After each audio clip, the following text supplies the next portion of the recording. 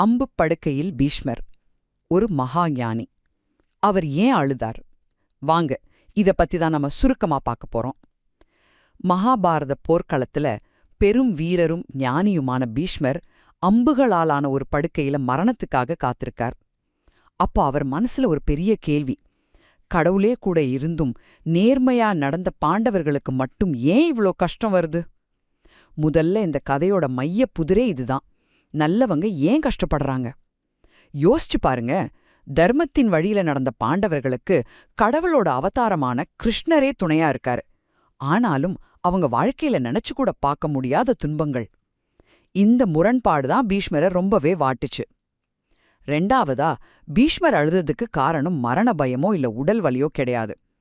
ஒரு மகா ஞானியான அவரால கிருஷ்ணரோட இந்த தெய்வீக விளையாட்டு, அதாவது அவரோட மாயையே புரிஞ்சுக்க முடியலையேங்கிற ஒரு ஆற்றாமை. எல்லாம் தெரிஞ்சும் இவ்ளோ கஷ்டங்களை ஏன் கிருஷ்ணர் அனுமதிக்கிறார்னு அவருக்கு புரியல. கடைசியா இதிலிருந்து நமக்கு என்ன தெரியுதுன்னா, எவ்ளோ பெரிய ஞானியா இருந்தாலும் அவங்க அறிவுக்குன்னு ஒரு எல்லை இருக்கு. எல்லாத்துக்கும் பின்னாடி ஒரு தெய்வீக காரணம் இருக்கலாம்.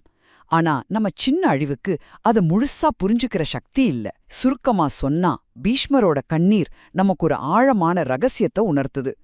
நல்லவங்க படுற கஷ்டம் பல நேரங்கள்ல நம்ம மனித அறிவுக்கு அப்பாற்பட்ட ஒரு தெய்வீக விளையாட்டு.